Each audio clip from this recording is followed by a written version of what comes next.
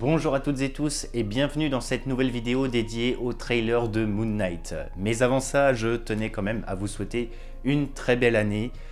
Voilà, 2022 s'annonce comme une année fournie en termes de films et de séries.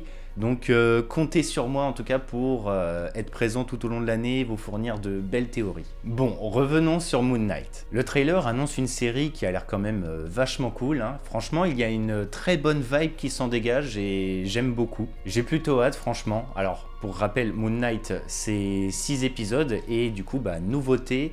La date de la sortie de la série a été annoncée, ce sera pour le 30 mars. Je pense personnellement que le but derrière est de coller avec la sortie de Doctor Strange 2 en mai. Tout comme nous avions eu Hawkeye dont la fin sortait approximativement en même temps que Spider-Man No Way Home. Par rapport maintenant au contenu du trailer de Moon Knight. Nous allons devoir refaire un peu l'origin story de ce nouveau héros incarné par Oscar Isaac, car il y a quand même pas mal d'informations. Déjà, le trailer s'ouvre sur le personnage en train de s'amuser à se lancer un Rubik's Cube mélangé. Je trouve ici l'idée intéressante, car le Rubik's Cube semble interpréter la complexité que symbolise le héros Moon Knight. Effectivement, de son vrai nom Mark Spector, notre protagoniste possède quelque chose de particulier. C'est qu'il est atteint d'un trouble dissociatif de l'identité. Pour faire simple, Mark possède plusieurs identités. Plusieurs personnages vivent à travers lui. Dans les comics, il peut par moments se présenter comme Steven Grant, un riche playboy, Mark Spector, sa première identité est un mercenaire, ou encore Jake Lockley, un chauffeur de taxi. Sans oublier évidemment l'identité nouvelle en tant que Moon Knight par le biais de Khonshu, le dieu de la lune et de la vengeance. Dans le trailer, Mark ne semble pas savoir qu'il est atteint de ce trouble. On nous le présente comme Steven Grant, le fameux riche playboy ici réécrit en tant que vendeur dans un musée. Ce qui va être intéressant, c'est que je pense que nous allons évoluer en même temps que notre héros. De par les comics, nous savons que Mark Spector est la principale identité du protagoniste. Le fait qu'il nous est présenté comme Steven Grant, avec des potentiels problèmes de sommeil, nous traduit ici qu'il ne semble plus se souvenir de son passé et de son vécu en tant que Mark Spector. Et qu'en plus de ça, il n'a pas conscience qu'il possède plusieurs identités. Donc je pense que tout comme le héros, plus nous avancerons dans la série, plus nous découvrirons sur le passé du personnage. Je vous avoue que ce qui m'a le plus interpellé par rapport à ça, c'est la scène où il se retrouve avec quelqu'un au téléphone avec un numéro inconnu. Il est évident pour moi qu'il s'agit de Marlene Alron. Dans les comics, Marlene est la petite amie de Mark Spector, et je précise bien de Mark Spector. C'est la fille du docteur Alron, un grand archéologue. Alors qu'il était mercenaire, Mark accompagnait Roll Bushman pour un raid afin de voler les découvertes du docteur. Sauf que Bushman n'est pas quelqu'un de tendre, et au moment du raid, décide de liquider absolument tout le monde. Mark, dans un élan d'héroïsme, tentera de s'interposer, notamment pour sauver Marlene de la tuerie, sauf qu'il se fera tuer. La suite, vous la connaissez, Mark meurt au pied de la statue de Khonshu, le dieu de la lune et de la vengeance. Et ce dernier réanimera Mark en échange du fait qu'il devienne le Moon Knight, le champion entre guillemets de Khonshu. Du coup, pour revenir au coup de téléphone, la femme au bout du fil est la seule personne du trailer à l'appeler Mark. Cette dernière semble même choquée que Mark soit toujours en vie, et notre héros semble très interpellé, car lui ne comprend pas pourquoi il se fait appeler Mark. Donc comme je disais, il s'agit pour moi forcément de Marlene, qui a retrouvé la trace de Mark. Et comme je vous l'expliquais un peu plus tôt, Mark ne semble pas avoir conscience de son trouble de l'identité, du fait que le numéro soit en inconnu, et qu'il ne se reconnaisse pas quand il se fait appeler Mark. Il met tout ça sur le dos des problèmes de sommeil, comme quoi il n'arrive plus à différencier les rêves et la réalité. Mais au final, ce ne sont pas des rêves, mais simplement les souvenirs de son ancienne vie sous une autre identité. Sans oublier le traumatisme qu'il a dû avoir, dû à sa mort, avant de renaître grâce à Khonshu. Et justement, parlons un peu de Khonshu. On en avait parlé dans une précédente vidéo, mais en soi, Mark est une aubaine pour le dieu de la lune, puisque grâce à ce trouble dissociatif de l'identité, il peut manipuler Mark sans que ce dernier ne s'en rende vraiment compte. L'identité de Moon Knight se fond parmi les autres. Et par rapport à Khonshu, il va falloir que nous parlions de l'antagoniste teasé dans le trailer car il y a des éléments plutôt intéressants. Ethan Hawke semble ici nous jouer un vilain méconnu de Moon Knight, j'ai nommé Arthur Harrow. Alors cela peut sembler perturbant pour certains car évidemment nous pouvions nous attendre à la présence d'un Bushman qui est complètement à l'origine de l'existence du Moon Knight et premier ennemi de Mark Spector, mais vous allez voir que le choix d'Arthur n'est pas si mal. Arthur est un docteur un peu particulier, c'est un bon savant fou comme on en a déjà connu. Mais sa particularité c'est qu'il est un expert en médecine, notamment grâce à sa fameuse théorie qui lui a presque rapporté le prix Nobel de médecine, j'ai nommé la théorie de la douleur. Ce qui est intéressant avec ce vilain, c'est qu'étant donné qu'il est un médecin spécialisé dans la douleur et que Mark est atteint de troubles dont il n'a pas encore conscience, eh bien ce dernier va permettre à notre héros de se découvrir,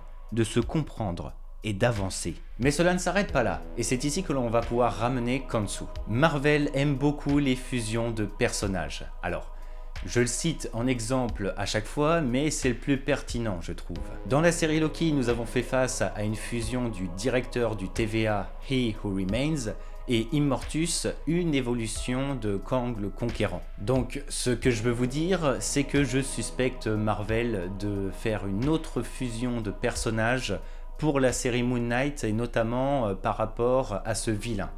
Je m'explique. Arthur Harrow en tant que vilain, j'ai envie de dire pourquoi pas. Mais en réalité, ce n'est pas du tout suffisant. Pourquoi ? Car Arthur est un bon vilain pour Mark, mais pas réellement pour Moon Knight. Ce que je veux dire par là, c'est que en tant que Moon Knight, cela veut dire que Khonshu, le dieu de la lune, est impliqué dans le conflit. Sans oublier également que Mark Spector, sous son identité de Moon Knight, devient beaucoup plus sombre et beaucoup plus fort. Donc voilà, il y a anguille sous roche concernant le personnage d'Arthur Harrow, et c'est là que la fusion intervient. Déjà dans le premier synopsis de la série, il était fait mention que Mark et ses identités allaient se retrouver dans un conflit impliquant les dieux d'Égypte dans une époque moderne. Par rapport à la chronologie du trailer, on nous a démontré que Mark a déjà vécu sa mort et qu'il a déjà été ressuscité par Khonshu, notamment par le biais du fameux coup de téléphone de Marlène et les apparitions du dieu de la lune, ce qui signifie qu'il a déjà son identité de Moon Knight dès le début de la série. Sauf que, vous vous en doutez, toute l'intrigue va aller crescendo. Notre protagoniste va mener sa petite vie en tant que Stephen Grant, puis va prendre conscience petit à petit qu'il se passe des choses bizarres, avant de prendre pleinement conscience de ce qu'il est réellement. Mais pour ça, cela veut dire que Khonshu va faire se réveiller le Moon Knight qui est en Mark Spector. Sauf que je doute fortement que Khonshu va faire appel au Moon Knight juste pour un médecin un petit peu fou. Il va faire appel au Moon Knight car un autre dieu d'Égypte est une menace. Et on en revient à la vidéo où je vous avais parlé de l'œuvre, mais pour moi il y a de grandes chances que la série nous propose une interprétation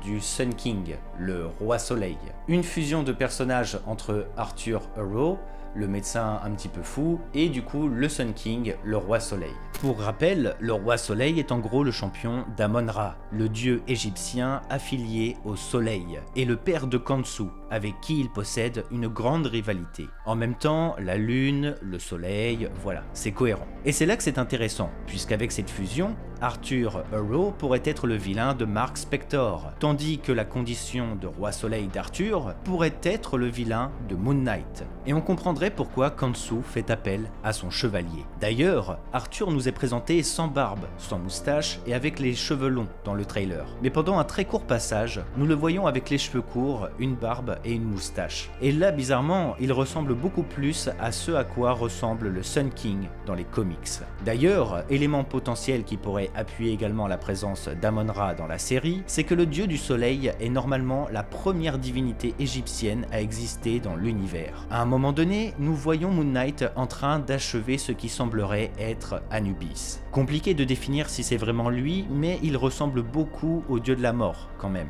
Étant donné que dans l'échelle hiérarchique des dieux égyptiens de Marvel, Anubis est très loin en dessous d'Amon-Ra, il pourrait ici être envoyé comme un soldat du dieu du soleil pour affronter son fils Khonshu, permettant ainsi d'avoir dans le récit un premier redoutable adversaire qui servira d'introduction au Moon Knight, avant de passer au boss final des divinités une fois expérimenté, le dieu du soleil, Amon-Ra.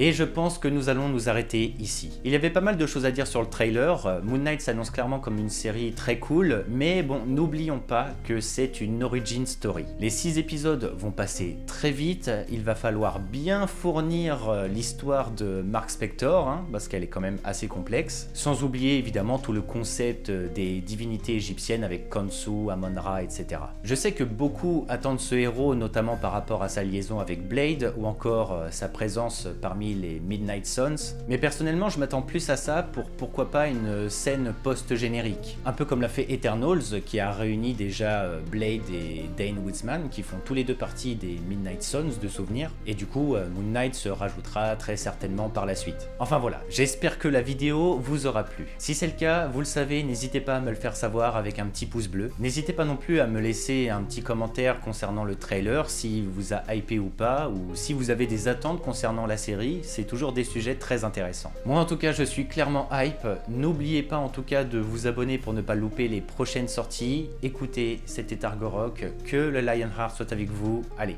ciao tout le monde.